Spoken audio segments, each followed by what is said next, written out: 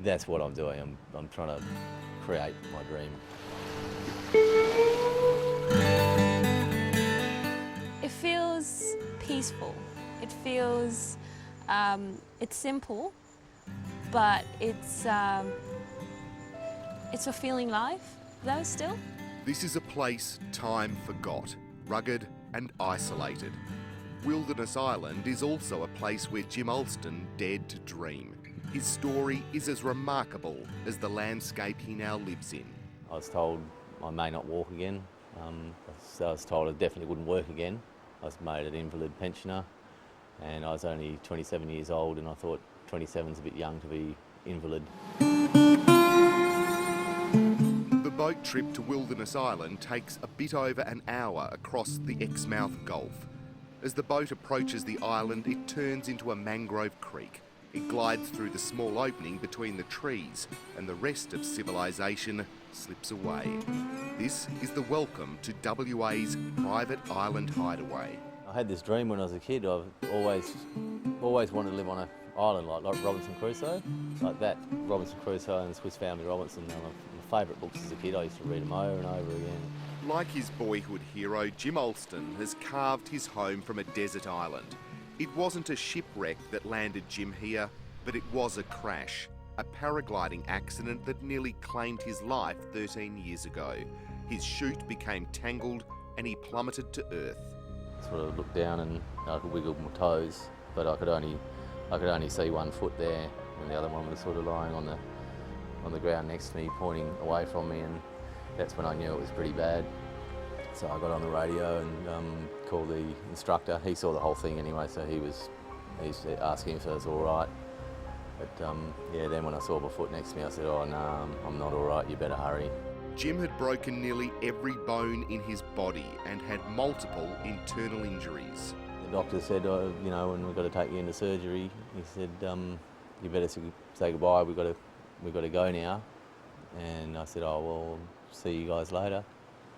And he sort of said very quietly to me, he said, "You might want to say a bit of goodbye than that. You know, you're having life-threatening surgery here.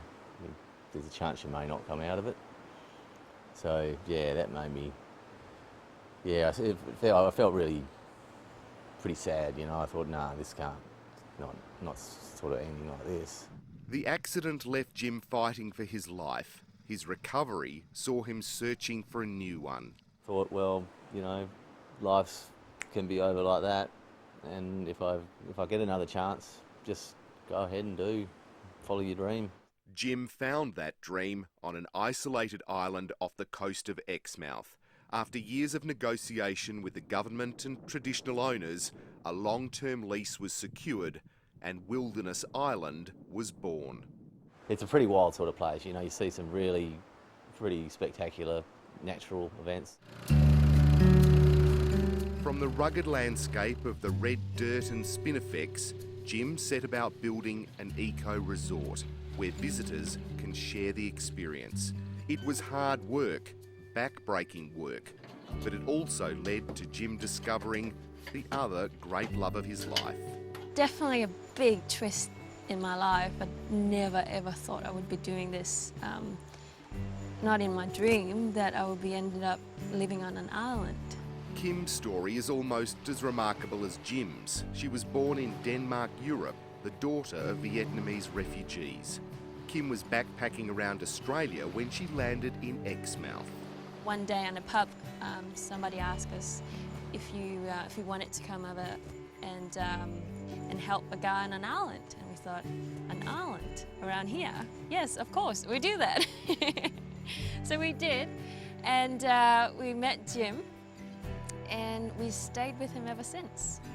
Yeah, and I stayed with him ever since.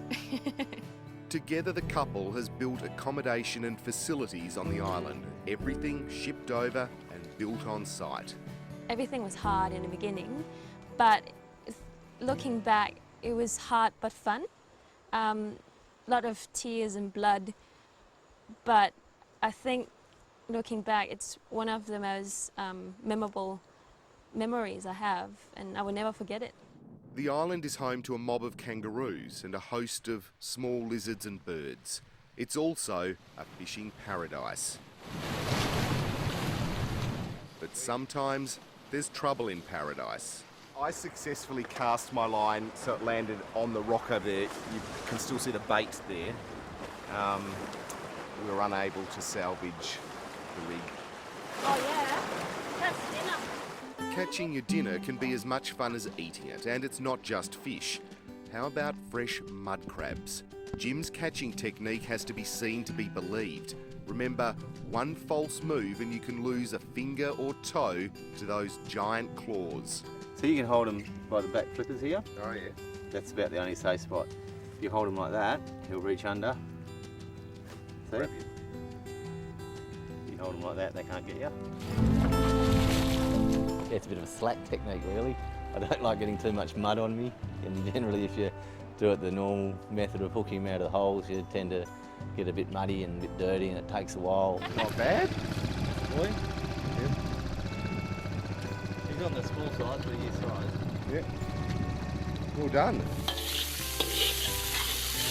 The crabs make a sensational dinner cooked over a hot wok.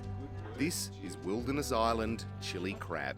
So do all your guests get a treat like this? Is this No, we usually do standard fare? every trip. We try and get a feed because most people are like, you get mud crabs here. While on the surface, the landscape of Wilderness Island looks barren and harsh.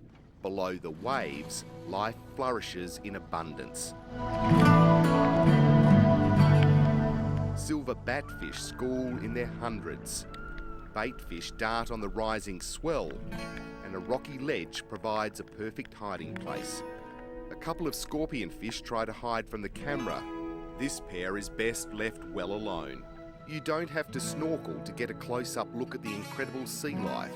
Low tide turns the beach and reef into a giant rock pool. Fish, rays, even sharks become trapped in nature's aquarium until the rising waters set them free again. We're one of the highest concentrations of humpback whales on the planet when they're doing their migration. You look out here, any time from sort of August through to October, November, and you count 50 whales in 5 minutes, just jumping all over the horizon. You see them. Wilderness Island isn't exactly in the middle of nowhere, but you'd have to say it's pretty close. Perth is about 1,200 kilometres behind me, and the nearest town is Exmouth, and that's about 20 nautical miles straight across the Gulf. It's the sort of place you'd describe as splendid isolation. You won't find any tourists here. In fact, you won't bump into anyone at all. For visitors to the island, the facilities are basic. No flushing toilets and a bathroom on the beach, though there's no way you could call this roughing it. The accommodation is comfortable and relaxing. And then there's the main living area and a bar like no other you'll have ever seen. After all the hard work you've put in, it must be so nice to sit back here and enjoy a beer and have something to eat, isn't it? It is. It hasn't always been like this. Like in the early days, we lived under a tarpaulin down on the beach, and the end of our day was sitting under the tarpaulin on the beach, and that's where we have a beer. It wasn't quite the same, so it's nice now, yeah. Wilderness Island has been a remarkable journey from near death to realising a dream. And now Jim Alston is living his. It is kind of a blessing in disguise. It was a bloody hard lesson, but I think this is the silver lining. Have you finished? No, I don't think it'll ever be finished.